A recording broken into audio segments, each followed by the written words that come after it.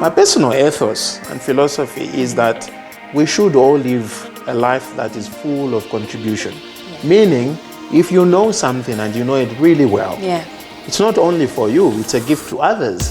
That's where the giving comes in. For me, if I'm not functioning in that environment. Deep in the heart of Africa are stories left untold, successes drowned by the world's cold, winners not seen by the naked eye, that have flown the flag of brilliance way up high. We're here to share these stories, changing one life at a time. Journey with us as we tell the untold stories of Africa. Thank you for joining me for yet again another episode of the Untold Stories of Africa. Welcome. My name is Zillah and I will be making sure that today you get to find out about Empower Zambia. I'll be sitting with Chilumba Bwalya, who's the co-founder, and we get to learn more about what Empower Zambia is doing in our community, what exactly they're up to, what they've achieved in the last decade, and so much more. There's so much that we don't know about things happening all around us, and I am here to make sure that you get to hear about all of these stories and how you and me can be a part of our community, changing one life at a time. So let's have some fun as we talk to Chilumba. We'll be right back.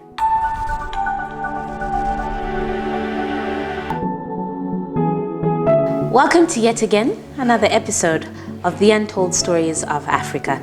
Today, I'm joined by the brilliant Chilumba Bwalya, and he will be sharing with us something exciting, something unheard of, because you know we are definitely about unearthing all those stories that are making headlines inside those corners that you rarely ever visit.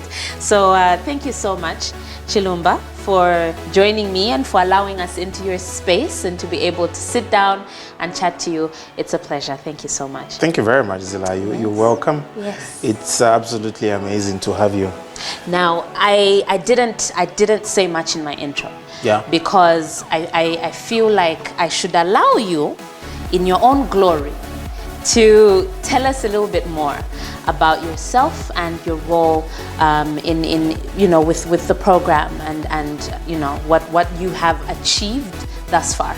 Wow, interesting. Have I achieved anything? I doubt it. I think you have. So, the fact that I'm here means you definitely have. I like to think. I think we've more given people an opportunity to live their lives.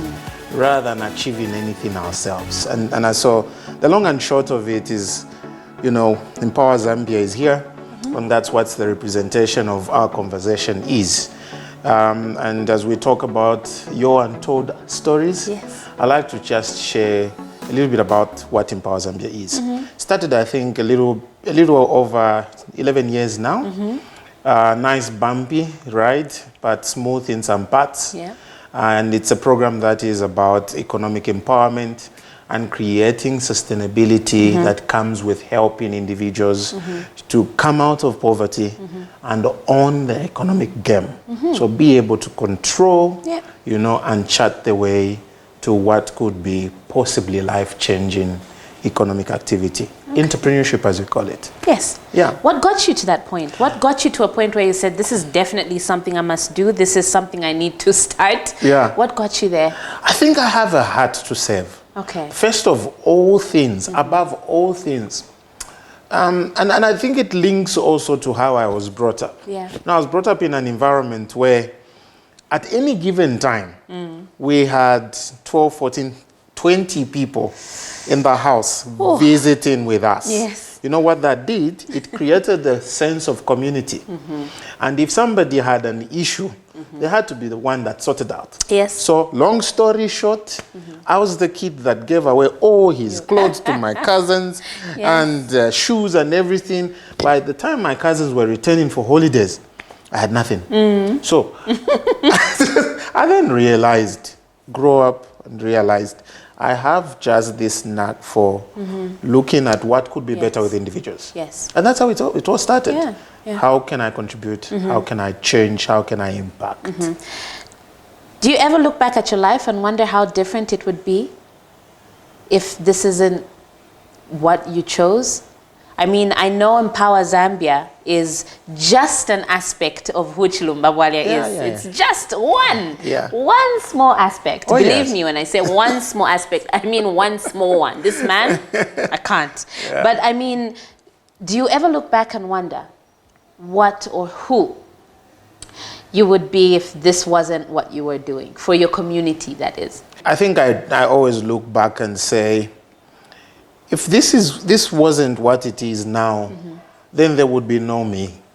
There would definitely be no me. Because I think divorcing myself from what I call my passions and my sole purpose for living would just cause a non-existence of me. Oh, wow. So I actually have nights where I think about this. I say, what if this thing didn't work the way it worked? Yeah. And I question myself, and I still find an answer that then there's no purpose. My personal ethos and philosophy is that we should all live a life that is full of contribution. Meaning, if you know something and you know it really well, it's not only for you, it's a gift to others. That's where the giving comes in. For me, if I'm not functioning in that environment or that aspect of life, I'm dead. I literally go look for a problem to solve every moment. So it flows like that. And even if I asked you the same question, you would realize so much about a relation to something that you're passionate that makes you tick. And if we take that away, there's no life. What does a person like Chilumba Bwalya do for fun? I do fun stuff. I do fun stuff. Would you call gymming fun stuff? No. So I like to keep myself in shape because I'm a high energy body. And so a lot of that has got to be contained somehow. Not beat the machines. That's a lot better. Play squash on the bike. I've got 2 lovely daughters. Nice. And so we dance. And spend we lots of cook. time with them. Oh, that's beautiful. And we go to the movies. And we, So you can add cool dad alongside the other aspects that we'll continue to unearth as the interview goes. We're going to take a short break. And on the other side, we get to talk more about Empower Zambia and some of the challenges, some of the successes, and so on. We'll be right back.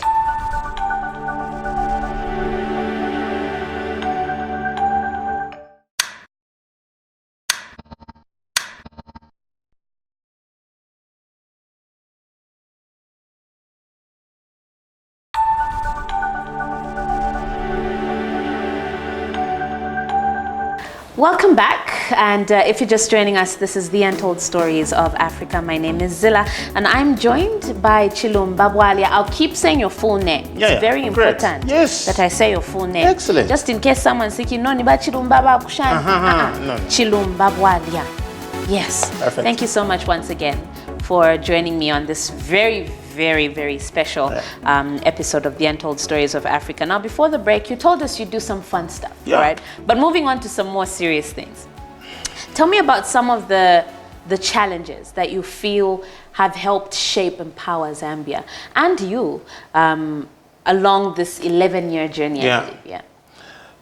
Challenges, they say, if they don't exist, you can't build resilience and you can't build character. And so I think Empower Zambia has failed many times in many ways, but has capitalized on the success because that's what makes you keep going. I think there have been many challenges, among them the access to funding. You can imagine that a great program as might be has had very little local input apart from the receiving end. So that's been a major challenge. I think also the one other big challenge is that people that have existed in the space and organizations in the space that we've existed, that is economic emancipation and empowering people to defeat poverty through entrepreneurship, have done it not out of their pockets, but have had huge funding in some names that might not be very fit to mention on TV. But we've taken that and said, because it is different and because there aren't so many people seeing it, that in itself is an opportunity to be different. So besides that, on a personal level, it's been really taxing. There have been times when I've had jobs that took me away from the country, literally 24/7, 365. But we still found a way to keep the program running. So that also said that we needed to hire people. We needed to tap into the universities and speak to interns and get people on board. We needed to tap into interpreters that needed to volunteer and all that. Yes. But you know, you either paid them from your pocket or you just went and begged. Yes. And they showed up. Yes. And what happens later is magical. Yeah. It's really brilliant. That's true. And so in a not very complex manner. Yeah. And I say this because you are a man of language. But in a very simple way, I would like for you to break down and perhaps attach that to some of your biggest successes, but also break down for us what exactly Empower Zambia, what you have achieved thus far, but also just what it is, what the pure and just the downright simple explanation for what Empower Zambia actually is doing for people in the community. Yeah. At the beginning of our interview, did I take you there now? Yes. We said Empower Zambia is about empowering people through a vehicle called entrepreneurship, so that they have the economic ability to defeat poverty. Yeah? Yes. So that goes through two streams, training and microloans. Okay. All right. Then the second tier to it, if we talk about the successes, and when I start talking this, I just have a dead, you know, like an endless smile, not dead, endless. I know. Because then I imagine, then I imagine all those lives. Yes. I'll tell you one particular one. I remember, I think in our fourth year, I remember we went into a community called Chilumba Bwalya. And when we got there, you know, there was, you know, different kinds of people, personalities and everything. And we received very ordinary people.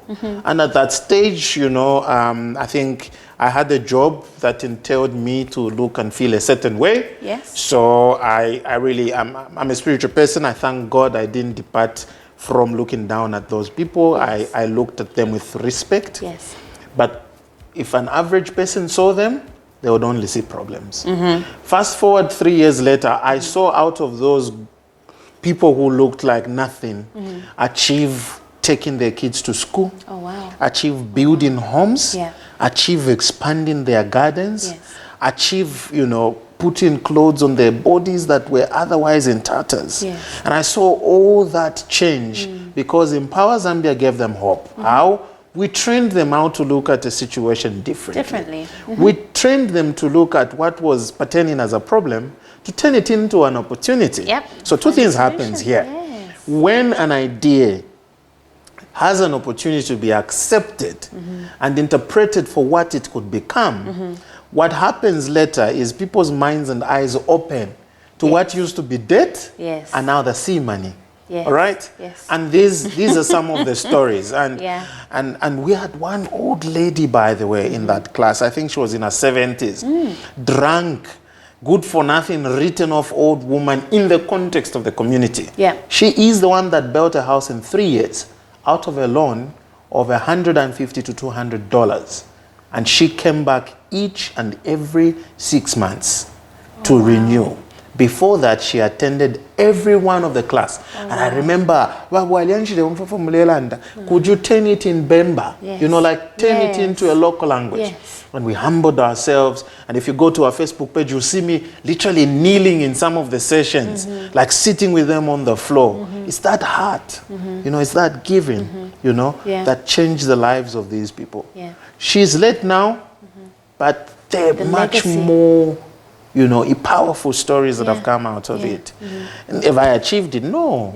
The people that help us to deliver these programs, the Danette Lacostas, the people behind that, and Melissa McKenty in those days, and every other person that believes that this is possible. It's one life. One life at a time. And creating really big impact. Really big. Another one, eh? Another one. One more. One more, Zillah, one more. And I'll tell you about a more recent one. The more recent one, single mom. I think rejected some sort by the husband. Comes into the program and we really unlock something magical. just by having conversation, and I get interested because I actually go out in the field and I'm looking for businesses that look otherwise. Yes. Above all, I'm looking for a positive attitude, Yes. a mindset that says we can. And I find this woman, and I says, hey, would you be interested in something like this? And she says, yes. Yes. Yeah. Okay, so she gets into the first program. It's a 4-month program in terms of payment and return and education and everything. Yeah. We shortened it to 2 months because she was such a brilliant lady in understanding the business concepts and what she could do. In 4 months, she's got 2 loans. The first one, $500. The second one, $1,100. She's completed both of them in record 5 months. Her business has more than tripled. And she was doing fish, and now she does chickens, and now she's into cosmetics, and now she's flying. That's the possibility that we unlock when we talk Empower Zambia. As simple as the word sound. Yes. That is how real they are. Empowerment. Empower. Yeah. That's it. Those are the That's stories. brilliant. Tell me about the balance, though. Tell me a little bit more about the balance that you must create between the Chilumba that is out there in the field, spearheading Empower Zambia and making sure that this program is running, and the Chilumba who is a dad, a husband, and I think there's a lecturer aspect.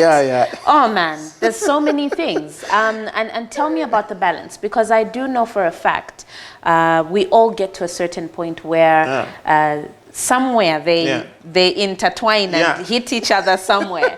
How do you manage that? What do you do? Here is a classic. So I get home and I'm saying something to my wife. Yeah. And I don't know what I said. I think 2 years ago. And she says, you know what, honey? I'm not one of your staff. Then you know that balance is not happening. So it's not easy. Yes, of course. It's not easy at all. I think it's really just, first of all, appreciating who you are in different spaces. Yes. And there is a personality for each environment. Let's just face it. You've got to intelligently play that. There's the lecturer manifesting in the dad, because you've got to give instruction. And then there is the compassionate person manifesting in loving the kids and loving the wife, but also giving in the entrepreneurial space that we're in. So for me, my life evolves around very basic principles that I cannot be one person in one environment and be the other in the other environment. The simple reason is this: it's very stressing, Zillah. You can't be 300 persons. So I try as much as possible to be the same person you see at home, the same person you see in the office, upfront, vibrant, energetic, really, really asking for 101% in terms of everything we do. So that's that. But also you've got to remember that the people you interact with in these different environments are different levels, both of knowledge, understanding, appreciation, and emotional connection. That's the key. I'll get home tonight. My daughter will open the gate, or my wife, beep, and they'll say something, and then I know. So I prepare as I drive home. I prepare as I come this way. But I like to be me. What you see now, in most environments, is what you get. Actually, one person tells me, you are never out of character. What's with you?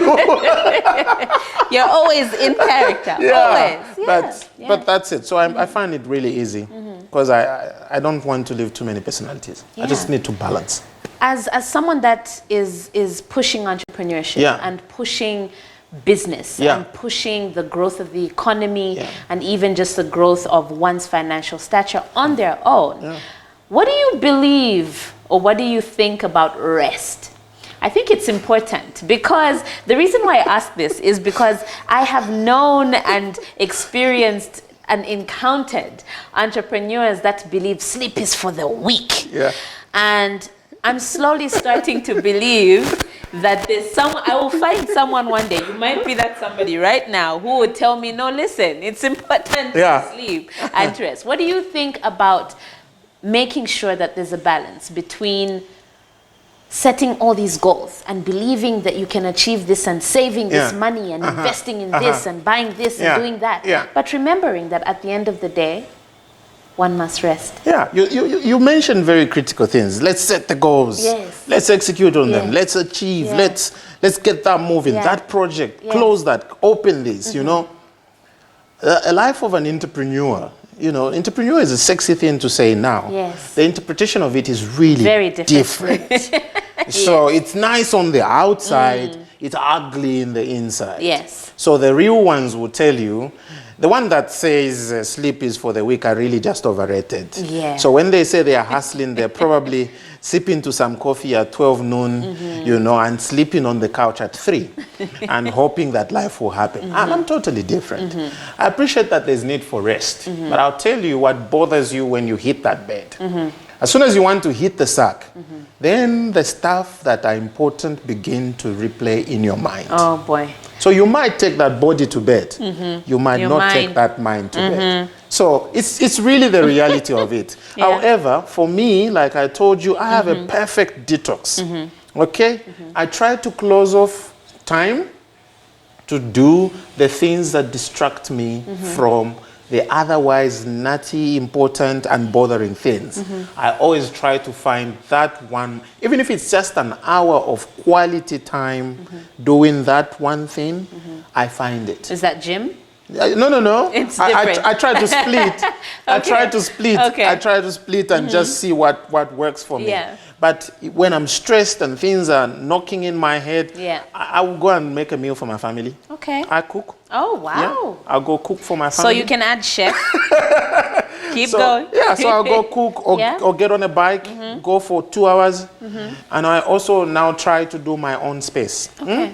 So like, you know, get away, my patio at home, Yeah. lock the doors, Yeah. nobody's coming out, Yeah. or sponsor some ice cream Yeah. so that I'm alone. Yes. You know, I find a way to find Yes. that space to now Yeah. say, hey, Chilumba, what's up, man? Yeah.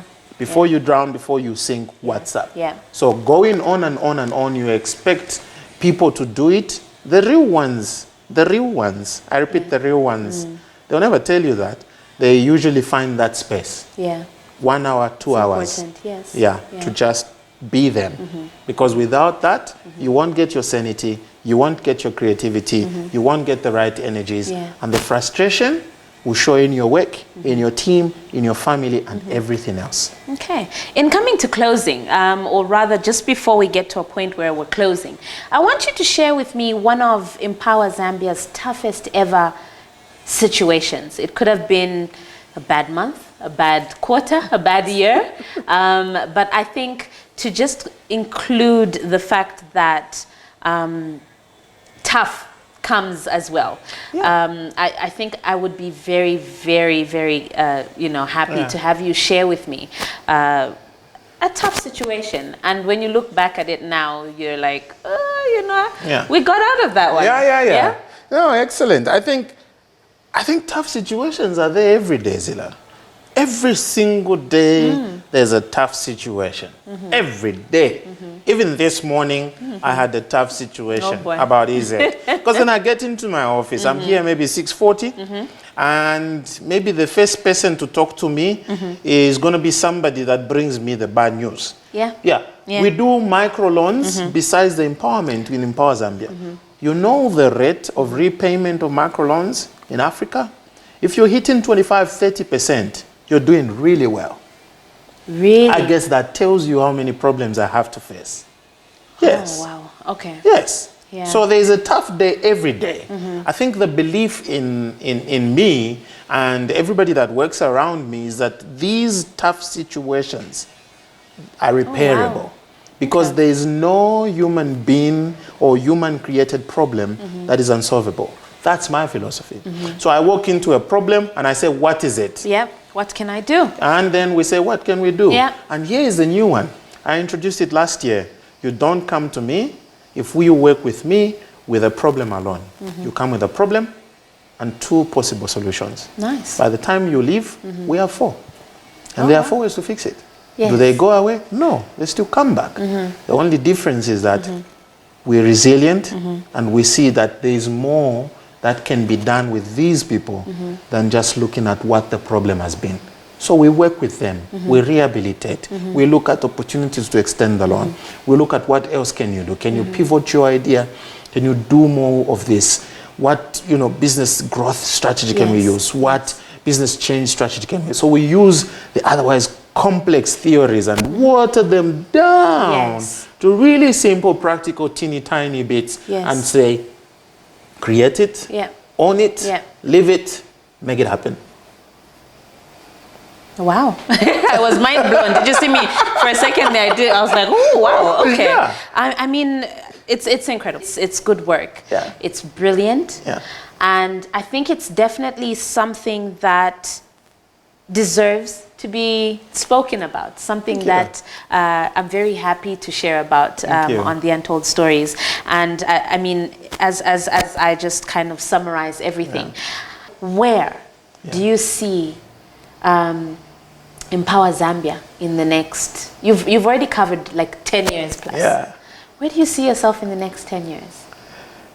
For Empower Zambia or for myself? Empower Zambia. It should outlive me, obviously. Anything that doesn't outlive me then has a fault in its foundation.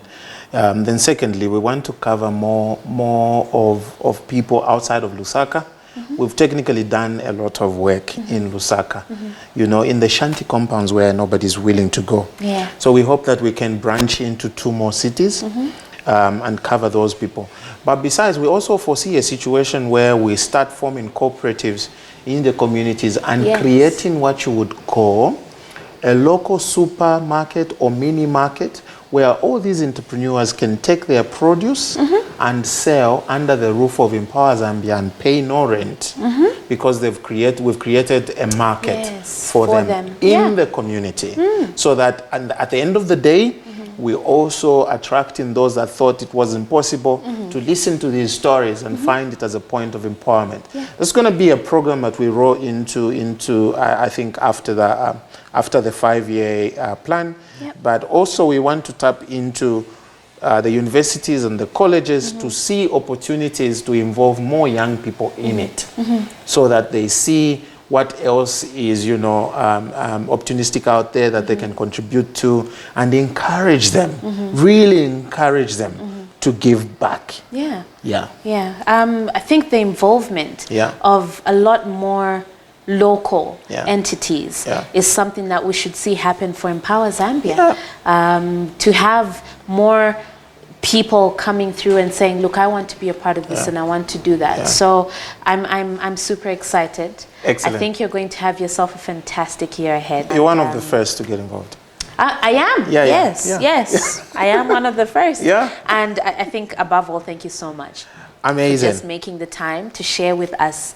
And we will make sure we visit again and see where Empower Zambia is in a couple of years' time. And just hope that, as you have said, not only does the program outgrow you, but also to just see that all the people that have gone through this program leave legacies that outgrow them also. Because I think that's the most important. That's the most important. Amazing. Looking forward to it, and looking forward to it outliving both of us. Thank you so much, Zillah. I appreciate it. Thank you so much. Well, there you have it, ladies and gentlemen. Another outstanding individual within our community making remarkable strides in just imprinting and just making a difference in our society. Chilumba Bwalya is just one of many stories that I hope to share with you on what he is just doing across Zambia and within his community, getting out there and just making sure that some change, no matter how small, is made. Empower Zambia is just one of the many that I believe you will learn and hear about right here on the Untold Stories of Africa. Thank you so much for joining me. My name is Zillah and have yourself a fantastic day. Thank you.